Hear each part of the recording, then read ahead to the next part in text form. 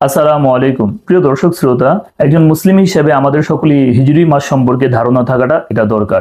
দুঃখজনক হলেও বাস্তব সত্য, আমাদের বাংলা ইংরেজি সন সম্পর্কে ধারণা আছে, তারিখ সম্পর্কে ধারণা আছে, কিন্তু আমাদের আরবি হিজরি সন সম্পর্কে এবং এই মাস সম্পর্কে আমাদের তেমন কোনো ধারণাই নেই।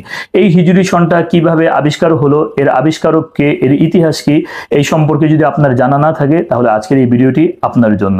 প্রিয় দর্শক শ্রোতা, নবীজি সাল্লাল্লাহু আলাইহি ওয়াসাল্লামের যুগ থেকে নিয়ে এর আগ পর্যন্ত যত ধরনের বড় ধরনের কাজ কারবার এগুলো সংগঠিত করা হতো, তারা বিভিন্ন ঐতিহাসিক ঘটনাকে কেন্দ্র করে ওইটাকে সন এবং মাস হিসেবে নির্ধারণ করে তারা তাদের জীবনটাকে পরিচালিত করত। হযরত ওমর রাদিয়াল্লাহু তাআলা আনহু যখন খেলাফতের মসনদে অধিষ্ঠিত হন, তখন তিনি তৃতীয় কিংবা চতুর্থ হিজরির মধ্যে একবার হযরত আবু মুসা আল আশআরী রাদিয়াল্লাহু তাআলা আনহু তার কাছে একটি চিঠি লিখে পাঠান। ওই চিঠিটার সারসংক্ষেপ এরকম ছিল যে, খলিফাতুল মুসলিমিন, আপনি অনেক সময় আমাদের কাছে সরকারি অনেক আদেশ দিয়ে প্রেরণ করেন, কিন্তু এই চিঠিটা পৌঁছতে আমাদের কাছে অনেক সময় লেগে যায়, আমাদের কাছে অনেক দিন পর আসে, তখন আমরা বুঝতে পারি না যে এই চিঠিটা কোন মাসে, কোন দিনে, কোন তারিখে প্রেরণ করা হয়েছে। তখন আমাদের বিভিন্ন ধরনের সমস্যা এবং বেগ পোহাত হয়। শুধু তাই না, এই চিঠিগুলো যখন আমরা অন্যান্য রাষ্ট্রপ্রধানদের কাছে প্রেরণ করি, তখন এর মধ্যে তারিখ এবং সন উল্লেখ না থাকার কারণে তখন এটাকে তারা গ্রহণ করতে চায় না। অতএব এই বিষয়ে অচিরে একটা সমাধান বের করতে হবে। হযরত ওমর রাদিয়াল্লাহু তাআলা আনহু হযরত আবু মুসা আল আশআরী রাদিয়াল্লাহু তাআলা আনহুর এই চিঠিটা পাঠ করি তিনি বুঝতে পারলেন যে মুসলমানদের জন্য একটি সন, মাস, তারিখ এটাকে অবশ্যই নির্ধারণ করতে হবে। সেই লক্ষ্যে তিনি সমস্ত সাহাবায়ে কেরামদের একটি বৈঠক ডাকেন। সমস্ত সাহাবায়ে কেরামরা সেই বৈঠকের মধ্যে উপস্থিত হন। জলিলুল কদর বড় বড় সাহাবায়ে কেরামরা সেই বৈঠকের মধ্যে উপস্থিত ছিলেন। হযরত ওমর রাদিয়াল্লাহু তাআলা আনহু সাহাবায়ে কেরামের মাঝে মুসলমানদের এই সমস্যার কথা তুলে ধরেন। সাহাবায়ে কেরামের মধ্য থেকে একদল সাহাবী পরামর্শ দেন যে, আমরা রোম আর পারস্য সম্রাট যেটাকে সন আর মাস হিসেবে নির্ধারণ করেছে, আমরা সেটাকে সন আর মাস হিসেবে নির্ধারণ করতে পারি। তখন সাহাবায়ে কেরামের মধ্য থেকে আরেকদল সাহাবী বলল যে, না, আমাদের মুসলমানদের নিজস্ব সন আর মাস থাকা এটা দরকার।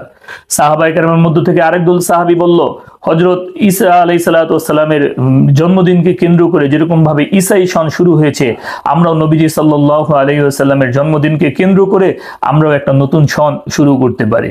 সাহাবায়ে কেরামের মধ্য থেকে আরেকদল সাহাবীরা বলল যে, না, যেদিন বদরের যুদ্ধের মধ্যে মুসলমানরা কাফেরদেরকে পরাজিত করেছিল, সেই দিন থেকে আমরা সন আর মাস এটাকে নির্ধারণ করতে পারি। ঠিক তখনই হযরত আলী রাদিয়াল্লাহু তাআলা আনহু ওই বৈঠকের মধ্যে প্রস্তাব দিলেন, যেদিন নবীজি সাল্লাল্লাহু আলাইহি ওয়াসাল্লাম মক্কা থেকে হিজরত করে মদিনায় যায়, সেই দিনটাকে আমরা সন হিসেবে নির্ধারণ করতে পারি। এই প্রস্তাবের পর সমস্ত সাহাবায়ে কেরামরা চুপ হয়ে রইলেন। সাহাবায়ে কেরামরা এই প্রস্তাবটি নিয়ে আলোচনা করতে লাগলেন। ঠিক তখনই হযরত ওমর রাদিয়াল্লাহু তাআলা আনহু বললেন যে, এটাই যুক্তিসঙ্গত, কেননা এই হিজরতটা ছিল হক আর বাতিলের মাঝে পার্থক্য নির্ধারণকারী, এবং এই হিজরতের পরেই ইসলামের ব্যাপক প্রচার ও প্রসার ঘটে। মুসলমানরা প্রকাশ্যে আজান দিতে পারে, প্রকাশ্যে নামাজ পড়তে পারে, প্রকাশ্যে রোজা রাখতে পারে। তাছাড়া ইসলামের গুরুত্বপূর্ণ বিধিবিধান এই হিজরতের পরেই নাজিল হয়েছে। এই হিজরতটাই ছিল সবচেয়ে বড় প্লাস পয়েন্ট আমাদের ইসলাম ধর্মের জন্য। অতএব এই হিজরতকেই আমরা হিজরি সন হিসেবে নির্ধারণ করতে পারি।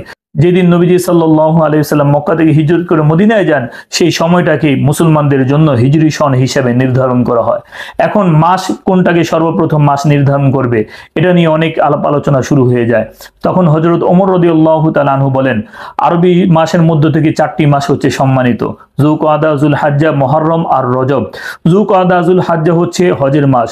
দূর দূরান্ত থেকে মুসলমানরা হজ করার জন্য এই জিলহজ মাসে মক্কাতুল মুকাররমা, মদিনাতুল মুনাওয়ারার মধ্যে উপস্থিত হন। তারা আবার হজ শেষ করে আবার এই মাসে প্রত্যাবর্তন করেন। যেহেতু এই মাসেই সকলেই তার দেশে প্রত্যাবর্তন করেন, পরিবার পরিজনের কাছে প্রত্যাবর্তন করেন, নতুন করে যেন সবকিছু আবার শুরু করতে পারেন, এই জন্য মুহররম মাসটা হচ্ছে এই হিজরি সনের মধ্য থেকে সর্বপ্রথম মাস। শুধু তাই না, এই মুহররম মাসকে শাহরুল্লাহ, আল্লাহ তাআলার মাস বলে আখ্যায়িত করা হয়েছে, এবং এই মুহররম মাসটা সম্মানিত 4 মাসের মধ্য থেকে একটি মাস। অতএব এই মুহররম মাস হবে হিজরি মাসের মধ্য থেকে সর্বপ্রথম মাস।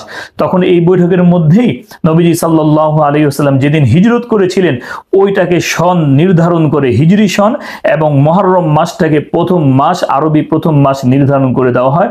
এরপর থেকেই হিজরি সন চলে আসছে। সেই হিসেবে আমাদের এখন 1445-46 হিজরি সন চলমান, এবং মুহররম মাসটাই হচ্ছে আরবি মাসের সর্বপ্রথম মাস। প্রিয় দর্শক শ্রোতা, এটাই ছিল আরবি হিজরি সনের প্রবর্তনের সংক্ষিপ্ত ইতিহাস। আপনাদের কাছে যদি ভিডিওটি ভালো লেগে থাকে তাহলে অবশ্যই লাইক, কমেন্ট, শেয়ার করবেন। আমাদের চ্যানেলে আরো এই ধরনের ভিডিও আছে, আপনারা চাইলে দেখে আসতে পারেন। আর আমাদের চ্যানেলে নতুন হয়ে থাকলে অবশ্যই আমাদের চ্যানেলটি সাবস্ক্রাইব করবেন।